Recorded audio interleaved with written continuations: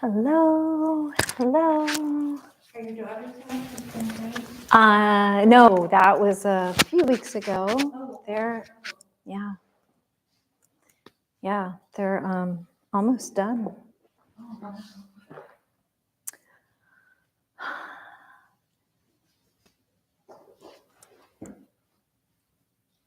That's good. I know with spring break and with the accident. Yeah.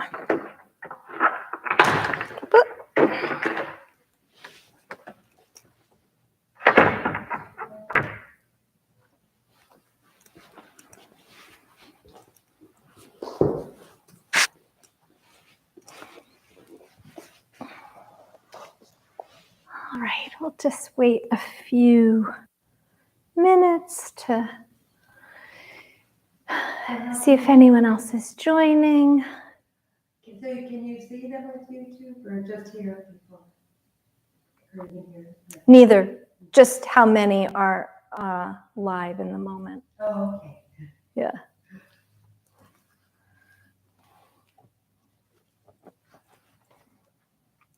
Welcome. All right, let's get started.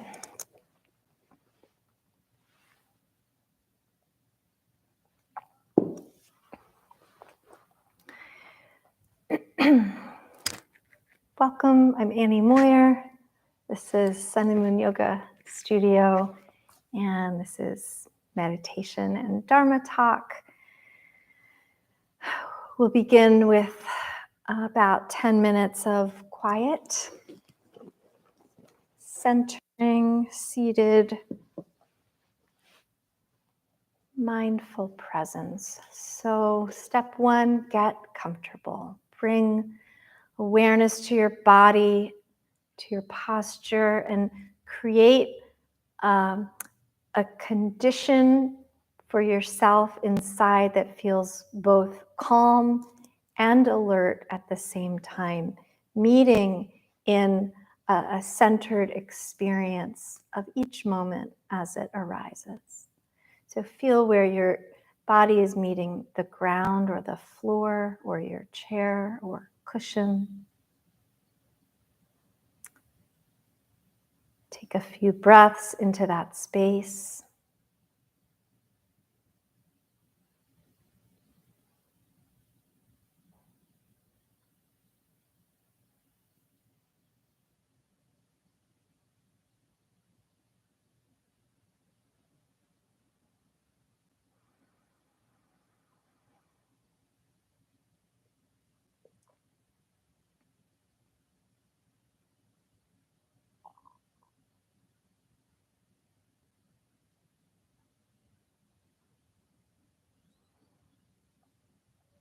And as you notice your breath arriving, welcome it, note its presence.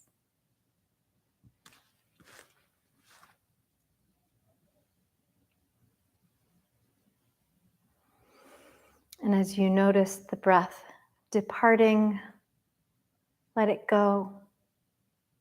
Note its departure.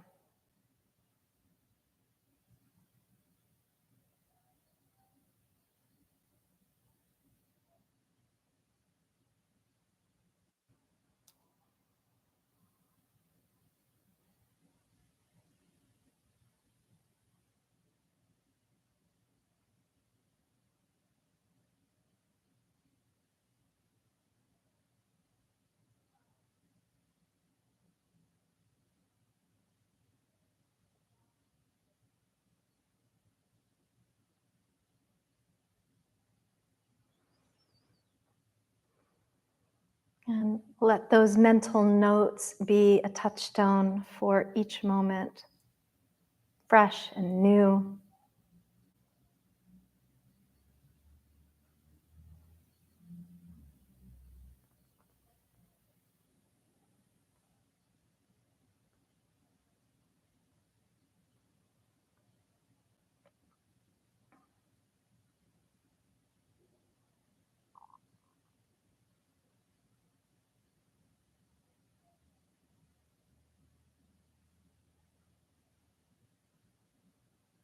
And also those mental notes of inhale and exhale can serve as a reprieve from all of the other active thoughts that cloud our presence, that obscure our clarity of being right here, right now.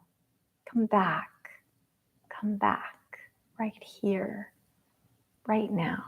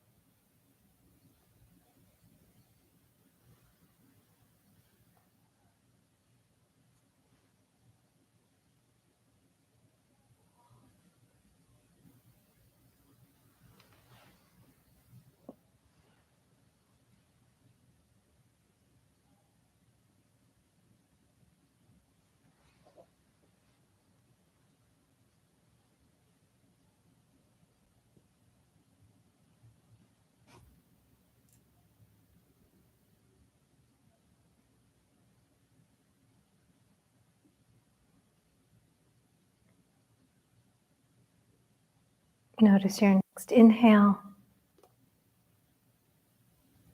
and let that mental note be a marker for presence.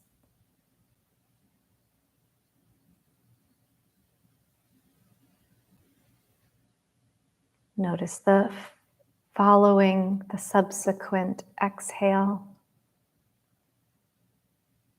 and let that be another marker, a highlight of that moment of presence.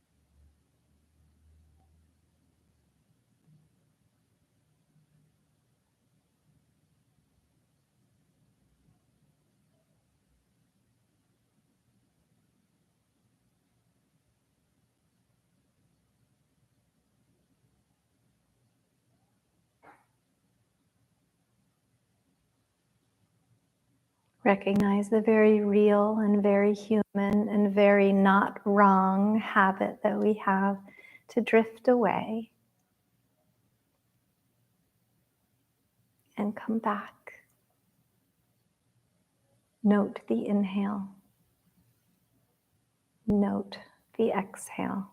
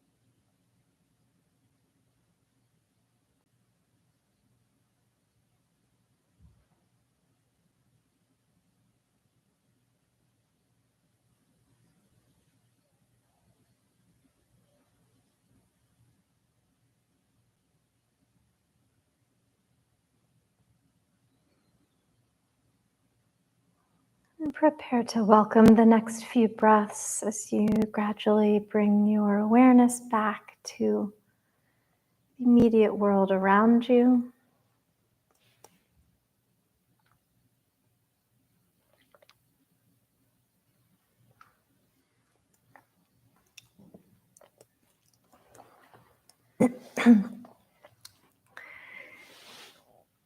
I remember in the 1970s, and my mother was going back into the workplace, and she was studying to learn shorthand so that she could get a secretarial job with the government.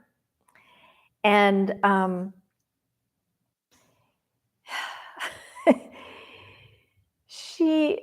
she did fine, but I remember looking on the steno pad and seeing those things that weren't words, but she knew what it meant.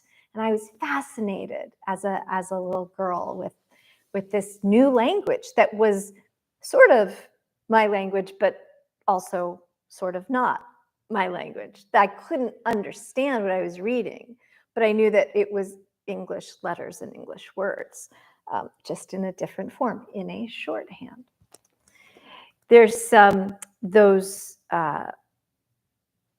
period shows like Mad Men set in the 50s and 60s and then into the 70s. And there's all those scenes of the secretaries, taking memos for the usually male bosses. And it was, it was as much about like the men preying on the young women as it was about getting the business done. And so not only was there a shorthand in the language, but there was a shorthand in the culture and in the interpersonal relationships. And a certain glance of the eye was shorthand for a certain perspective, shall we say, right? A certain shift of the cross of the legs, or a little flip of the shoe hanging off the foot. That was shorthand for something entirely different than what the business was at hand, right? Human behavior is full of shorthands. So we have body language. We have memories that are emotionally triggering. So that's a psycho-emotional shorthand that takes an external situation and then turns it into a reminder of a story that we have about ourselves and about our lives that often is difficult. And our simple habits are shorthand. Our shorthand habits of like the way we will throw together a meal. We don't really have to put too much thought into that. It can just happen when we've done it enough. I'm going to say more about that in a little bit. The idea of a secretary taking dictation from a boss is almost as extinct as the dinosaurs, because now we have little digital secretaries in our pockets, right? And so the shorthand is done for us, but it's still getting done. I used shorthand today when I was thinking about what I wanted to say in my talk this evening. As I was walking the dog, I was dictating into my phone just words and phrases, not fully formed, but shorthand for what was coming to me in my creativity phase, which often happens when I'm walking. Right? I love shorthands in texts with our cell phones. I think they're terrific ways of getting to be efficient and practical at communicating an important message. And also, they're often typo-ridden and sometimes, occasionally, accidentally very funny. And the internet is full of funny texts. Mostly, it's the moms not knowing the shorthand that is the joke. So, like, the kid texts the mom, "I aced my chemistry test," and the mom responds, "WTF?" And the kid says, Mom, what do you think WTF means? And she says, I thought it meant, well, that's fantastic. As any mom would say to the child acing a test. They're also sometimes super embarrassing, these mistakes we make. Another one from Mom, your great aunt just passed away, LOL. And then the kid says, why is that funny? And she says, it's not funny. What do you mean? And the kid says, Mom, LOL means laughing out loud. And Mom says, oh my goodness, I sent that to everyone. I thought it meant lots of love. Now I have to go text everybody back. So we recover from these quickly. And sometimes we don't actually recover from them really quickly. And this is how habits get ingrained in us. The good news about habits getting ingrained is that we can rewire a habit.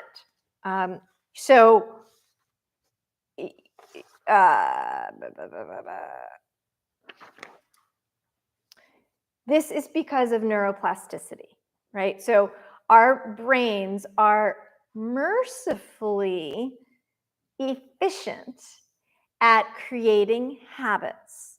And this is the thing that allows us to not have to relearn everything every time. So every morning when we go to into the bathroom and grab the toothbrush and put the little squirt of toothpaste on the toothbrush and brush our teeth and rinse, we don't have to relearn how to do that every morning.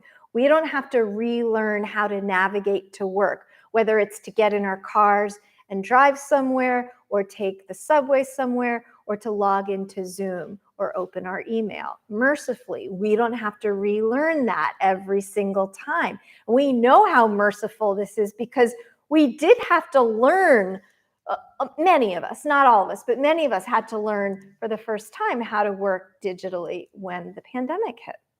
And so we have this newfound gratitude, I think, or we could, if we think about it a little bit, for the way neurons learn to fire. The saying is neurons that wire together, neurons that fire together, wire together. And so that's how neural pathways get laid down, so that we don't have to relearn our lives every single day.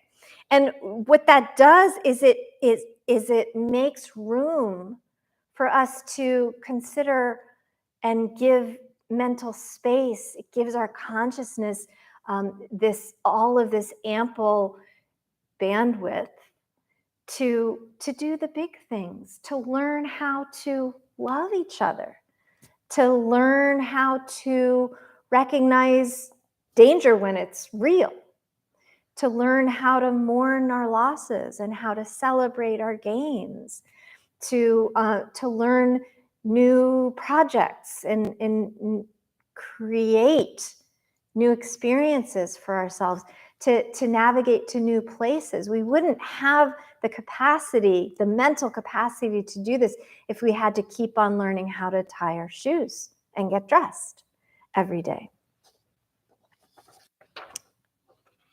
So the other good news is that we can rewire habits that have become no longer useful. That we have the capacity to recognize, to acknowledge that something should change, or that we seek to shift a behavior or a pattern. And we have the ability to do this through creating a shorthand language in our minds to shift us in a different direction. The research says that it takes 28 days to form a new pattern or make a new habit. And I think it's more than just the repetition. I think it also takes a really intentional mindset. We have to be willing and dedicated to the prospect of doing this. in the first place for it to work. We have to practice. We have to recommit every day. And we have to come in with a willing heart. So that's how we get to rewire our behaviors and our patterns of thought so that we make more space then for all of the great gifts of the mind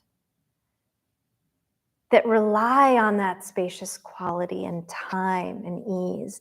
Things like creativity and whimsy and wonder and awe and compassion and faith.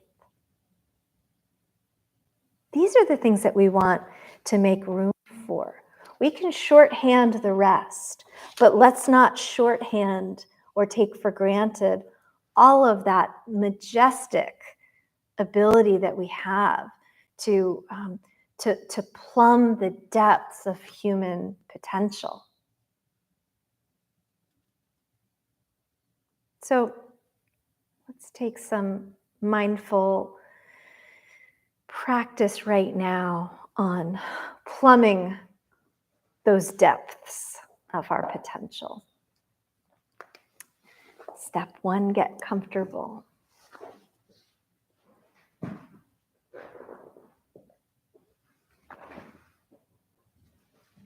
Step 2, I'll invite you to go through a quick little mental inventory of your day today, just today.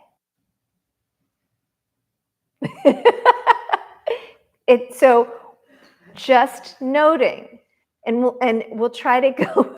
Some of us clearly did not have a great day, a day that we don't want to relive. So we're not rehashing, we're not trying to fix, we're not asking to linger in the day.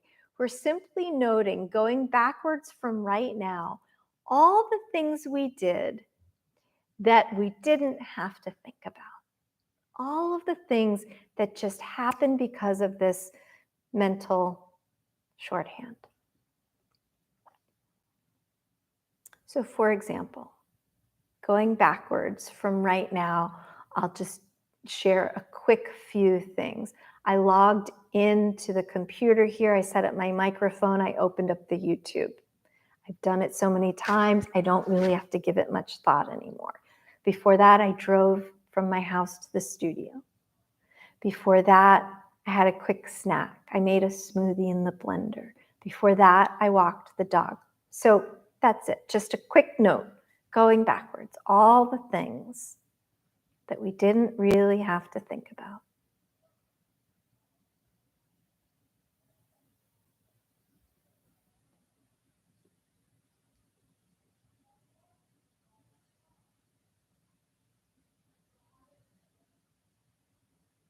And when you get to this morning, when you woke up, pause for a moment.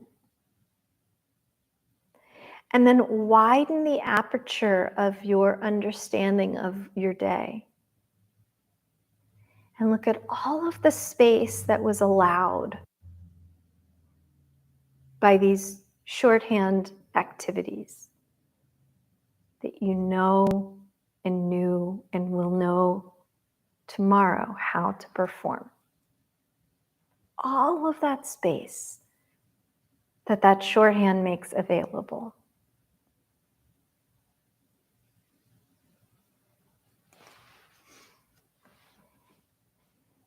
And into that space, consider what was also available and still is.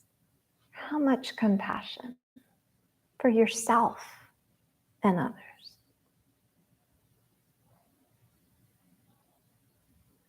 What is waiting for your creative mind to bear life to?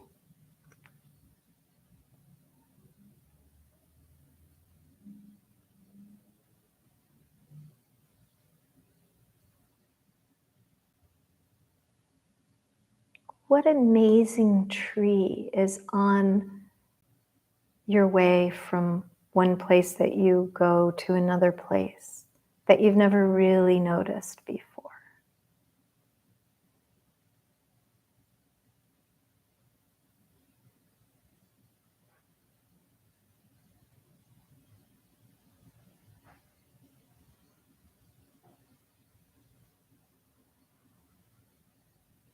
Is there a person in your life that a lingering glance of eye contact or extended smile or maybe a hug would be nice, to acknowledge that you don't take them for granted?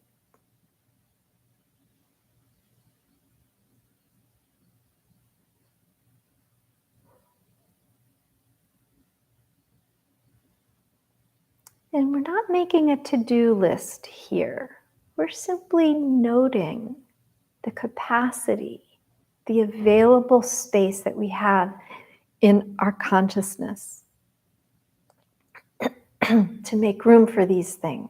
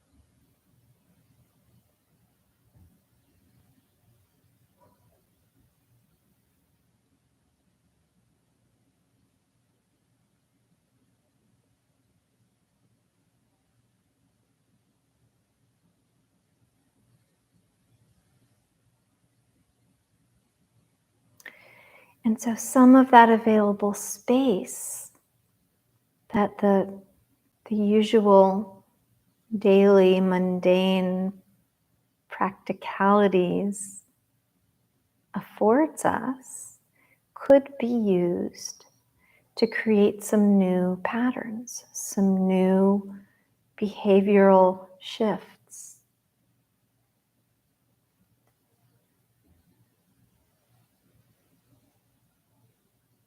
What do we choose to fill that space with?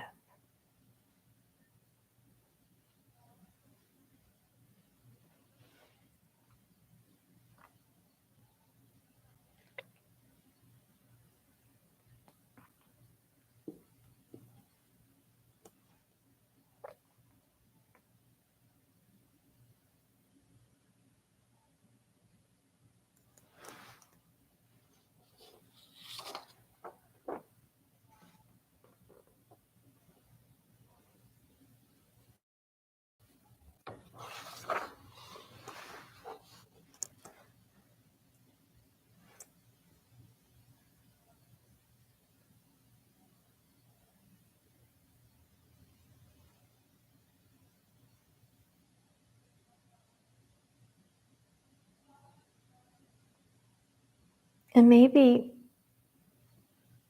the choice is a really simple one that involves simply pausing. Maybe that's the shorthand that we're seeking to bring on board in between all the mundane. Just these moments to pause.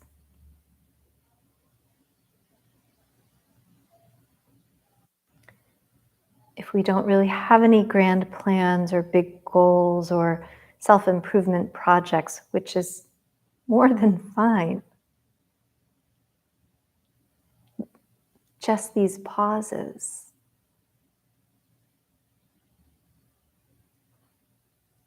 might lead us to whatever is next.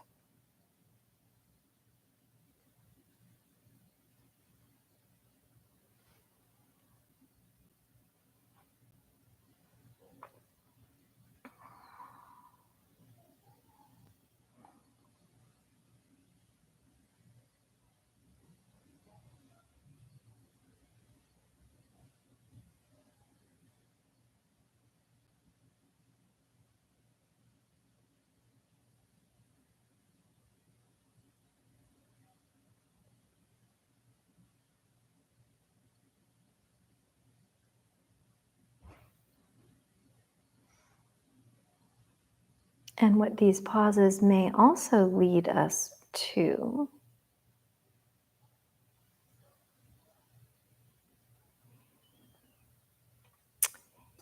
is a state of such profound ease that it doesn't matter what's next, and there doesn't have to be another plan or a new phase. That we learn to just be.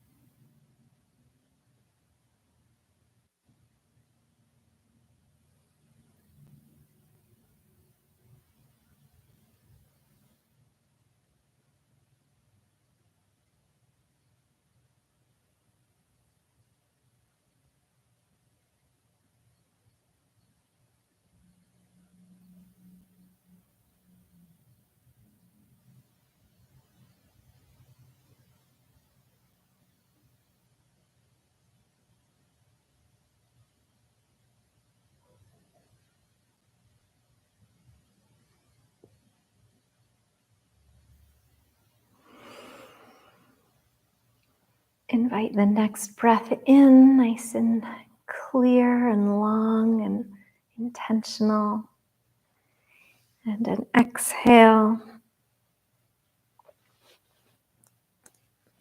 Return your awareness to the immediate surroundings in this moment.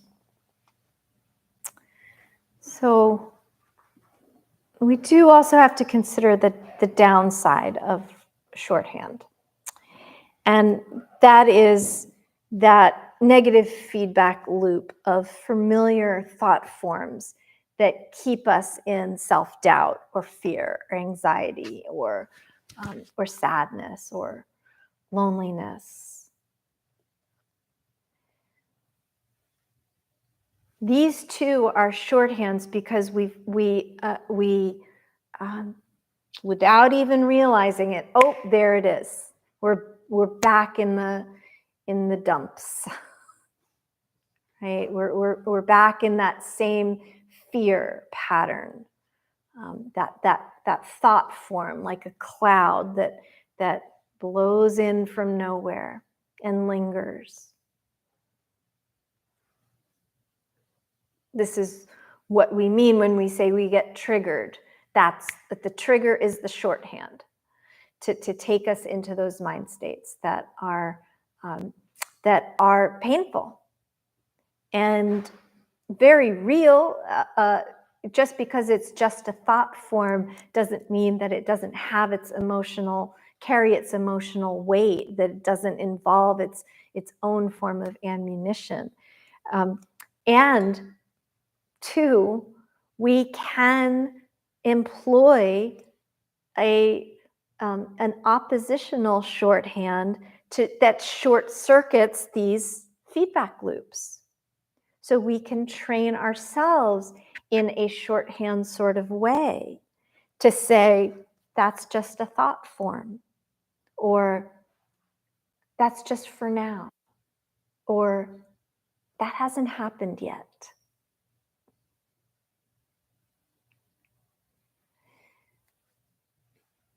There's a famous TikToker who is now known for this phrase, I don't receive that.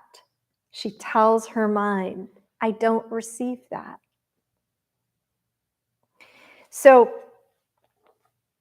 I like this as a practice because it can create its own shorthand, and then we don't have to linger so long in those depths of despair. It doesn't mean they won't be there. It doesn't mean we won't experience them. It means we can start to create the neural pathways that remind us that we're not stuck. And so for our last period of sitting this evening, I'll invite us to choose a phrase. This too shall pass. Or this isn't who I am. Or let me be held in light. I don't receive that.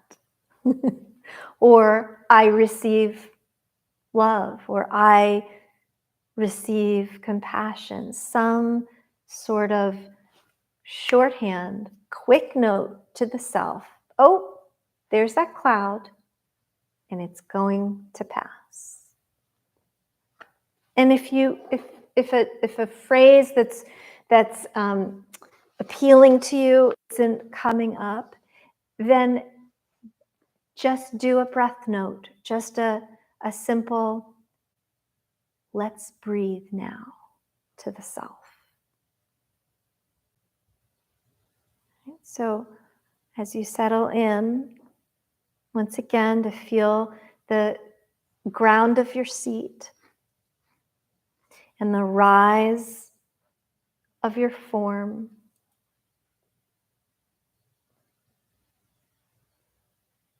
choose a phrase.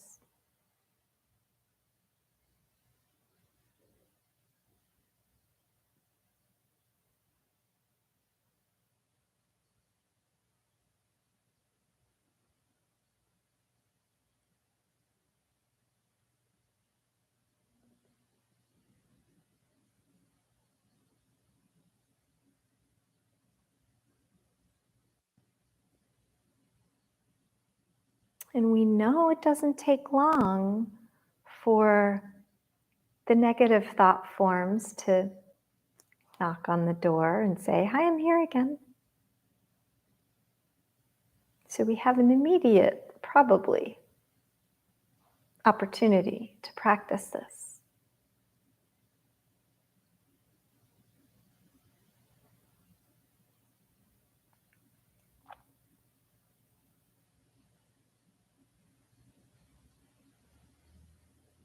Maybe the shorthand is, right now, I am at peace.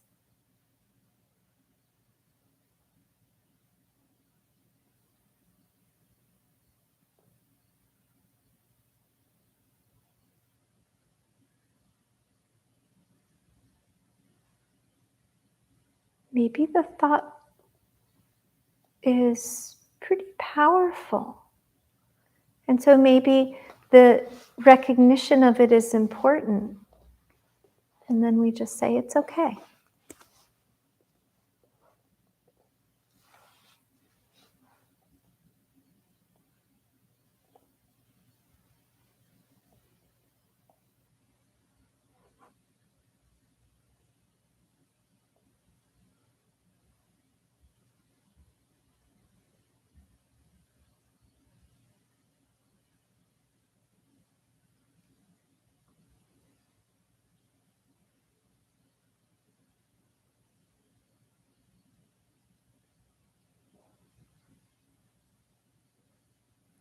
So these shorthand reminders to self are like these beneficent spiritual interrupters to say, you are divine. Yes, you are. You just forgot for a moment.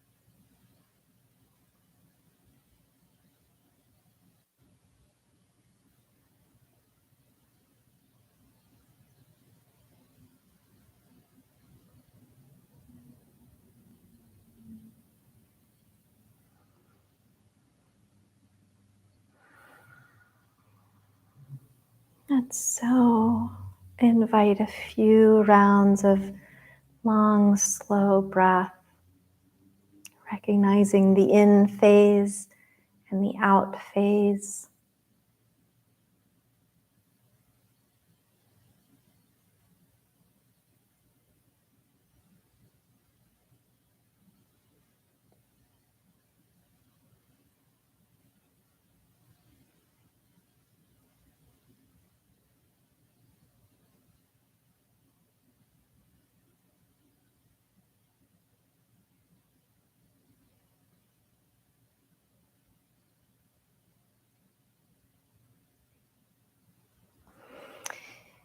And gather up your awareness, return to the immediate world around you.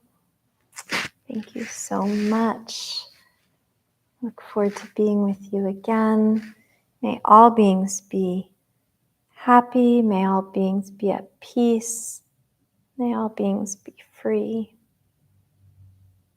Thank you.